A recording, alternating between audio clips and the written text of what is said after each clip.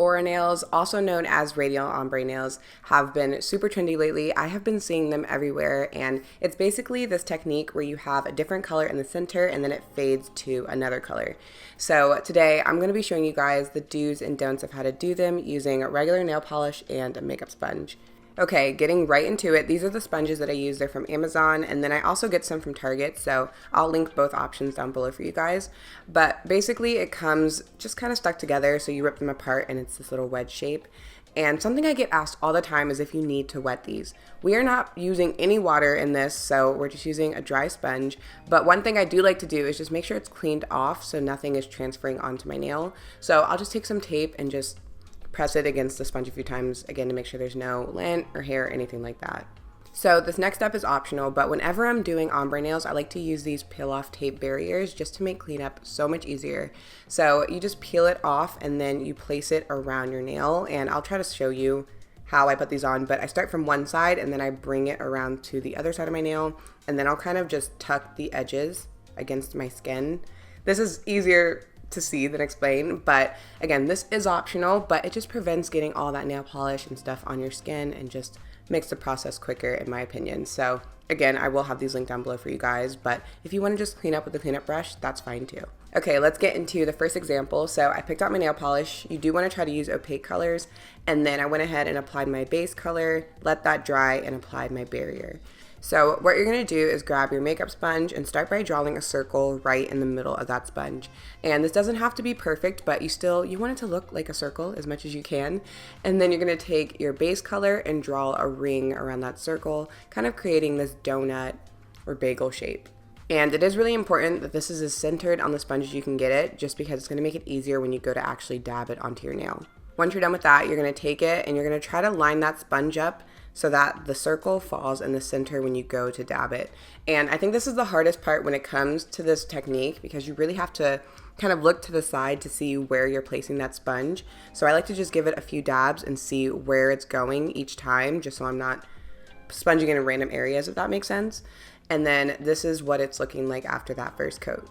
Honestly, this already looks good. You could just stop here, but I like having more of that background color, so I'm going to go in for a second coat.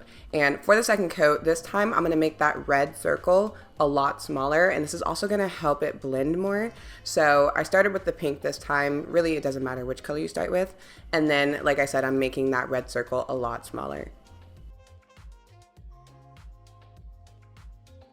Again, you're going to try to line this up so that it falls into the center of your nail. And when I dab it, I do go slightly up and down and slightly to the sides just to really get that blend going. Not too much, just little tiny motions, and you can see that the colors really start to blend together. And that's another reason you want to try to use colors that are close to each other. So pink really fades nicely into red, or blue and green, purple and pink, colors like that, instead of, I'm trying to think, green and purple. That's going to make it a little bit more difficult. You still can, but just colors that are a little bit alike or that make another color. Once you're happy with your ombre, you can go ahead and remove your barrier, do any cleanup, and then apply your top coat. And the top coat, you guys, that's what just, it smooths everything out. It makes it look so good. Look at that. I love this. I love ombre nails in general, but this is a nice one. So let's get into a few things you don't want to do. So when it comes to how big you make your circle, it's really going to depend on the size of your nail. So here, this is just way too small for my nail. It's going to be a little tiny dot in the center, and that's just not the look I want. But on the opposite end, you don't want to make it too big. So here, this is massive. This whole thing is going to be covered in red because my nail is just not big enough. So like I said, it's going to vary, but try to see how big your nail is compared to the sponge, and then go from there to see just how big to make your circles. For the next example, we're going to be using 3 colors, so this is also an option. When you use 3 colors, again, you want the colors to either blend and make another color, so how the green is going to help me get to the yellow, it kind of all blends together, or just use similar colors in general. So again, I'm going to start with applying that little dot in the center, and then I'm making a ring around that. And the only difference here is instead of 2, I'm having 3 rings going around. So because of the 3 colors, I am making everything a little bit smaller, but you'll see it still fits onto my nail. So same steps here. I'm going to line that up and just dab that onto my nail, slightly moving it around. And then with the second coat, I'm making everything a tiny bit smaller, so it just helps everything blend together. So really, it's pretty much the same process as using 2 colors. But keep in mind, if you have shorter nails, you may not be able to use 3 colors just because it's going to be hard to fit all of that on there. You can still give it a try, but just something to keep in mind, because even with this nail length, it was a little bit difficult. So I really had to make them smaller each time. And I did do 3 coats with this just because I really wanted that yellow to show up a little bit more, but still keep that background color. So went ahead and did a 3rd coat, but really it's going to vary on how it looks on your nails. Also, something really important I forgot to mention, you want to make sure in between each layer of sponging that you let your nails dry for at least 30 seconds to a minute. That way you can really layer the colors, because if you do it too soon, it's just going to pull off that previous layer. So really important. Again, I finished off with a top coat, and this is what it looks like glossy, and then here it is with a matte top coat. Either way, the blend, looks so good. So here's a quick thing you don't want to do. When I mentioned lining up the nail each time, this is why, because you don't want to go in for a 2nd coat and just get the placement all wrong to where it's just kind of giving you blobs in random areas. So that's why really just take your time, try to line it up as best as you can, and it'll definitely help you. Another thing you don't want to do is use really old polish that's just super thick, like this blue is here. It's not going to absorb into the sponge, and so when you go to sponge it, it's just going to be way too wet, and it's going to give you this weird kind of chunky look on your nail, which you'll see in a second. See, it's just bumpy and thick. And a quick hack for you guys, if you want to make the most out of your makeup sponge, when you're done using it or you need to switch colors, whatever the case may be, you can go ahead and cut off the top part and it gives you a new sponge to use. You're welcome. It's like a 2-in-1 or 3-in-1, depends how many times you use it. For the next example, we're going to be using a sheer color as the base. So being honest with you guys, I think it makes it a little bit more difficult, so I'm going to try to give you my tips to kind of help you guys out.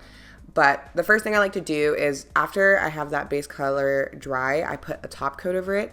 And the reason is because it's such a light color that it's really easy to pick back up, even if it's dry during the sponging process. So I'll add a top coat, let that dry, and then go about the normal circle and then ring around that circle. And I'm just going to dab that onto my nail. The thing that makes it a little bit difficult is because the base color is so sheer, it doesn't blend as easily. So even with the 2nd coat, you have to really, you just have to be really precise with it, because if the purple is too big, it's hard to cover back up. I hope this makes sense. So again, just make sure you're taking your time to center it onto your nail, and you should be good. Right here, I'm showing you what it looks like if you don't let that base dry. You can see I'm picking up that base color, and it's just hard to layer on that purple because I'm just not letting it dry and I keep going in. So this is a side-by-side on how just different it looks. And the only difference is on one nail, I made sure each layer was dry before I sponged again. And then the other one, I just did it even though it was still wet. So that's pretty much it. Those cover the basics of how to do your Aura radial nails. Hopefully that answers most of your questions, because this is a really fun technique. You can switch up the colors, do different ones on each nails. You can do whatever with this, and it gives you really fun looks. So I hope this was helpful for you guys. If you have any questions, feel free to leave them down below, and I will talk to you in my next video. Bye.